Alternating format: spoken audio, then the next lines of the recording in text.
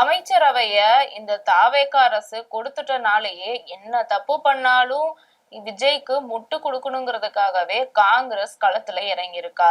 குதிரை பேரம்னு எதிர்கட்சிகளிலிருந்து எடப்பாடியிலிருந்து எல்லாரும் சொல்லியும் ஐயோயோ அப்படி ஒண்ணு நடக்கவே இல்லைன்னு இப்ப வரைக்கும் முட்டு கொடுத்துட்டு இருக்காங்க காங்கிரஸ் கட்சி. தமிழ்நாட்டுக்காக உச்ச நீதிமன்றத்தை அணுகி தமிழ்நாட்டோட உரிமைக்காக வாங்கின ஒரு முக்கியமான தீர்ப்பையே இப்ப மாத்தி எழுதுறதுக்கு தயாராகிருச்சா காங்கிரஸ் கட்சி. தாவேகா கொடுத்த 2 சீட்டு அமைச்சரவைக்காக எந்த எல்லைக்கும் இறங்க துணிஞ்சிருச்சா இந்த காங்கிரஸ் கட்சி. முந்தைய திமுக கவர்மெண்ட் கொண்டு வந்த அனைத்து நலத்திட்டங்களும் தொடரும்னு என்னதான் தாவேகா அரசு நல்லவ மாதிரி வெளியே காமிச்சுக்கிட்டாலும் அவங்க கொண்டு வந்த காலை உணவு திட்டத்துல பள்ளி குழந்தைகளுக்கு கொடுக்கக்கூடிய முட்டை அழுகி இருக்குதுன்னு ஒரு குற்றச்சாட்டு எழுந்திருக்கே, அது உண்மைதானா?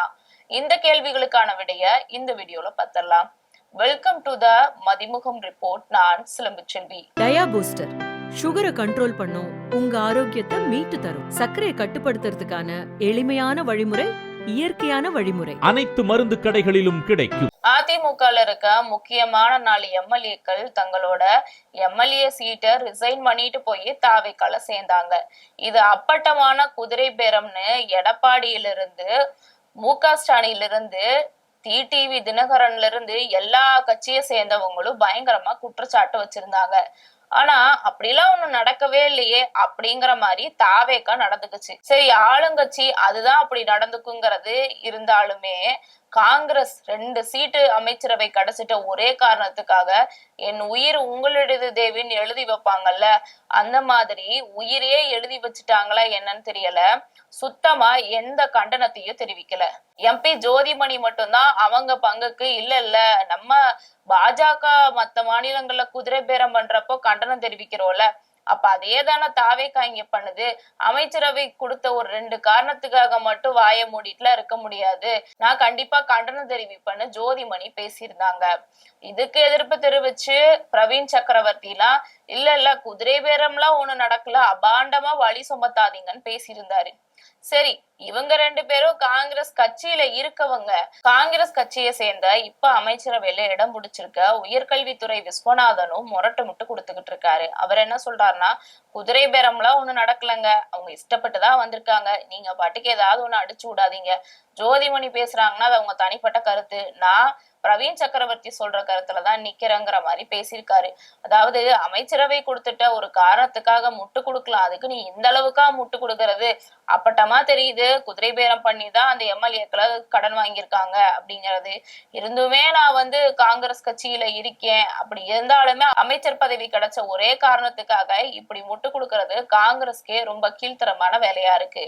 அதே சமயம் மேலும் என்ன தெரியுமா சொல்லியிருந்தாரு, அதுதான் இப்ப பெரிய பேசு பொருளாயிருக்கு. அதாவது போன டிஎம்கே கவர்மெண்ட் என்ன பண்ணியிருந்தாங்கன்னா, பல்கலைக்கழகங்களுக்கு துணைவேந்தர்களை நியமிக்க கூடிய அதிகாரத்தை தமிழக அரசுக்கு கொடுக்கணும்னு சொல்லி உச்ச நீதிமன்றத்துல கேஸ் போட்டிருந்தாங்க. இந்த கேஸுக்கு உச்ச நீதிமன்றம் என்ன சொல்லியிருந்தாங்கன்னா, சரி ஓகே, தமிழக கவர்மெண்டே துணைவேந்தர்களை நியமிக்கிற அதிகாரத்தை வச்சுக்கட்டும், ஆளுநர் இதை பத்தி எதுவும் கருத்து தெரிவிக்க கூடாதுன்னு சொல்லியிருந்தாங்க.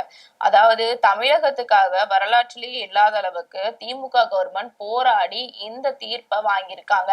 இதை கொச்சப்படுத்துற விதமா இப்ப காங்கிரஸ் அரசு என்ன தெரியுமா சொல்லியிருக்கு, கடந்த கவர்மெண்ட் பண்ண எல்லாத்தையும் அப்படியே ஃபாலோ பண்ணணும்லாம் அவசியம் இல்லைங்க, எங்க இஷ்டப்படிதான் பண்ணுவோம். இந்த துணைவேந்தர்கள் நியமிக்கிறதெல்லாம் முதல்வர் நியமிப்பாரா அப்படிங்கறதெல்லாம் நம்ம வெயிட் பண்ணி பார்க்கலாம் அப்படின்னு சொல்லிட்டாரு.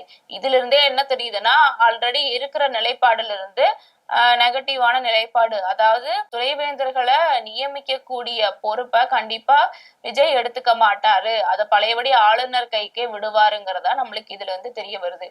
அதாவது ஆளுநர் கிட்ட சண்டை போட்டு உச்ச நீதிமன்றம் போய் வாங்கின ஒரு புகழ்பெற்ற ஒரு உரிமைய இப்படி 2 சீட்டுக்காக பறி கொடுக்குறாங்களே காங்கிரஸ் அப்படின்னு காங்கிரஸை சேர்ந்த இப்போ உயர்கல்வித்துறை அமைச்சரா இருக்கக்கூடிய விஸ்வநாதனை பலரும் கண்டனம் தெரிவிச்சு வந்துட்டு இருக்காங்க. இவர் ஒரு பக்கம் முட்டு கொடுக்குறாரா, இன்னொருத்தர் அதை விட முரட்டு முட்டு கொடுத்துட்டு இருக்காரு. அவர் யாருன்னா விசிகாவை சேர்ந்த வன்னியரசு கிட்ட கேக்குறாங்க, குற்ற சம்பவங்கள்லாம் தமிழ்நாட்டுல தொடர்ந்து நடந்துகிட்டு இருக்கு, இதை பத்தி உங்க கருத்து என்னன்னு கேட்டதுக்கு, அப்படியா அப்படி ஒண்ணு நடக்குதா, அப்படி ஒண்ணு நடக்கவே இல்லையே அப்படின்னு அவர் பங்குக்கு முட்டு கொடுத்திருக்காரு. அதாவது கோவையில ஒரு சிறுமி பாலியல் வன்கொடுமைக்கு உள்ளாக்கப்பட்டு கொல்லப்பட்டாங்க. அதே மாதிரியே விழுப்புரத்துலயும் நடந்திருக்கு. தமிழ்நாட்டையே உழுக்குன இந்த 2 சம்பவங்களும் வன்னியரசு அவர்களோட கண்ணுக்கு தெரியவே இல்லை போல இருக்கு. சரி, இது மட்டும்தான்னா நீங்களே பார்த்திருப்பீங்க, தமிழ்நாட்டுல கிட்டத்தட்ட 40க்கும் மேற்பட்ட கொலைகள், 19 பெண்களுக்கு எதிரான பாலியல் வன்கொடுமைகள், 4 இரட்டை கொலைகள்னு தொடர்ந்து குற்றச்சம்பவங்கள் நடந்துட்டு இருக்கு. பதவியேற்றே 10 நாள் 15 நாள் தான் ஆச்சு.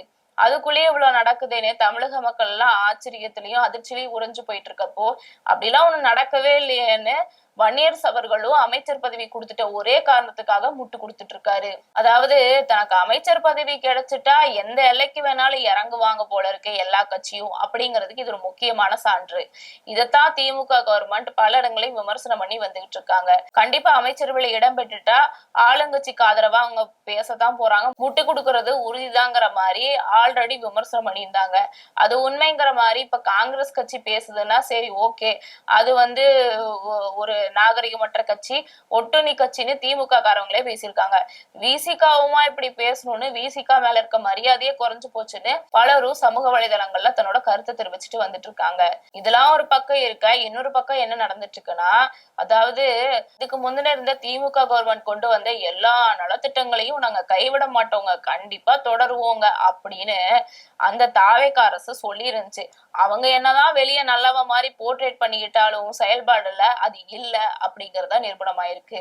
என்னன்னா, அம்மா உணவகங்கள்ல இருக்கக்கூடிய ஜெயலலிதா அவர்களோட போட்டோவை நீக்கிட்டு விஜய் அவர்களோட போட்டோவை ஓட்டுனது சமூக வலைதளங்கள்ல வைரல் ஆச்சு. இதுக்கு பெரிய கண்டனங்கள் எழுந்தது. அதாவது அம்மா உணவகம்னு பேர்லயே ஜெயலலிதா அவர்களை மென்ஷன் பண்ணிதான் அந்த உணவகத்துக்கே பேர் வச்சிருக்காங்க. திமுக கவர்மெண்ட் அவங்க போட்டோவை எல்லாம் எடுக்கல. இப்ப வந்திருக்க இந்த புதிய அரசு தூய சக்தின்னு பெருமை பேசிக்கிற அரசு பார்த்தா அம்மாவோட போட்டோவை தூக்கிட்டு அம்மா உணவகம்னு பேர் இருக்கு, ஆனா பார்த்தா அந்த இடத்துல ஜெயலலிதா போட்டோக்கு பதிலா விஜய் போட்டோ இருக்கு. பண்ணலாம், அதுக்குன்னு இந்த அளவுக்குமா பண்ணுவாங்க அப்படிங்கிற மாதிரிதான் தாவேகாவோட செயல்பாடுகள் இருக்கு. இது ஒரு பக்கம் இருக்க, பள்ளி குழந்தைகளுக்கு காலை உணவு மதிய உணவு வழங்குவாங்க பள்ளிகள்ல. இதுல முட்டையும் சேர்த்து வழங்குவாங்க. அந்த முட்டைகள் நல்ல ஒரு நிலையில இருக்கா, அழுகுன நிலையில் இருக்கா, அதை பத்தி தாவேகா அரசு எதுவுமே கவலைப்படாம உட்கார்ந்துகிட்டு இருக்கே அப்படின்னு எப்பயுமே வாயை திறக்காத ஒரு ஆளு இப்ப ஏதோ அதிசயமா தாவேகா கவர்மெண்ட்டை விமர்சனம் பண்ணி அண்ணாமலை, பாஜகவை சேர்ந்த அண்ணாமலை விமர்சனம் பண்ணியிருக்காரு. அவர் என்ன சொல்லியிருக்கிறாருன்னா, மார்ச் மாசத்துல ஒரு முட்டையோட விலை 3 ரூபா கூட இருந்தனால இவ்வளவு கம்மி ரேட்ல இருக்கேன்னு 20 கோடி கணக்குல முட்டைகளை வாங்கி குவிச்சு வச்சிருக்காங்களாமா. குவிச்சு எங்க வைப்பாங்க? குளிர்சாதன பெட்டியில தான் வைப்பாங்க. சரி, குளிர்சாதன பெட்டியில வச்சாலுமே அந்த சேமிச்சு வச்ச முட்டையெல்லாம் எங்க கொண்டு போவாங்க? சாதாரண வண்டிகள்லையும் ட்ரக்குகளையும் கொண்டு போய் தான் அரசு பள்ளிகள்ல சேர்ப்பாங்க. அப்படி எடுத்துட்டு போற நாள் அல்லது வாரத்துக்குள்ள கண்டிப்பா அந்த முட்டைகள் எல்லாமே அழுகிடும். அப்ப இவ்வளோ காசு போட்டு செலவு பண்ணி வாங்கி அழுகன முட்டைய வேக வச்சு பள்ளி மாணவர்களுக்கு கொடுத்தா அவங்களோட உடல்நிலை தான் கண்டிப்பா பாதிக்கப்படும். அப்ப என்ன பண்ணணும்? கரெக்டான அளவுல விலை கம்மியா இருந்தாலுமே கரெக்டான அளவுல முட்டைகளை வாங்கி வைக்கணும். மாணவர்களுக்கு சிறப்பு திட்டத்தை அறிவிக்கிறதுலா இருக்கட்டும், ஆல்ரெடி இருந்த திட்டத்தை செயல்படுத்துவதெல்லாம் இருக்கட்டும், அது சரியான முறையில இயங்குதா அப்படிங்கிற கேள்வி இந்த இடத்துல எழுது.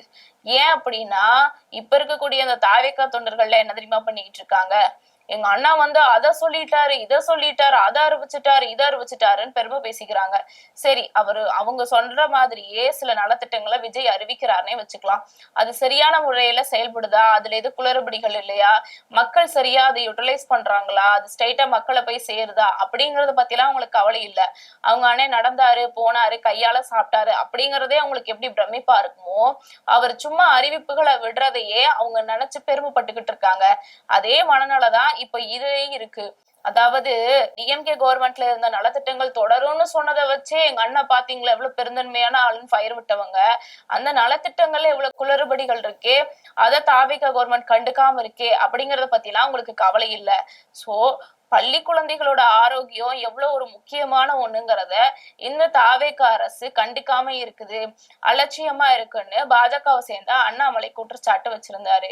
இது மட்டும் பெரிய பூதாகரமான விஷயமாச்சு அப்படின்னா கண்டிப்பா சிஎம்க்கு பெரிய தலைவலியா தான் போய் சேரும். ஏன் அப்படின்னா, பள்ளி குழந்தைகளை பொறுத்த வரைக்கும் சின்ன பசங்க அவங்க சாப்பிடுற உணவு வீட்டுல சாப்பாடு இல்ல அப்படிங்கிற ஒரு காரணத்துக்காக தான் ஸ்கூல்ல சாப்பிடுறாங்க.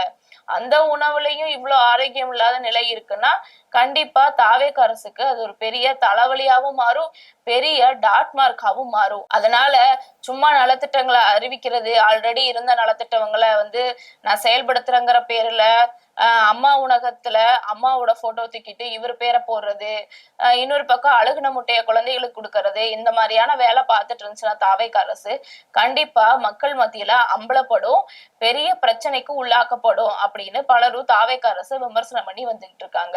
சரி, நீங்க சொல்லுங்க, தாவேகா ஆல்ரெடி இருந்த நலத்திட்டங்களை பண்றங்கிற பேர் வழியில அதை ஒழுங்கா பண்ணாம இருக்கே, அதே சமயம் அமைச்சர் பதவி கிடைச்சிட்ட ஒரே காரணத்துக்காக தாவேக அரசுக்கு முட்டு கொடுக்கணுங்கிற பேர்ல முட்டு கொடுத்துட்டு இருக்காங்களே, இவங்க நிலைப்பாட பத்தி என்ன நினைக்கிறீங்க?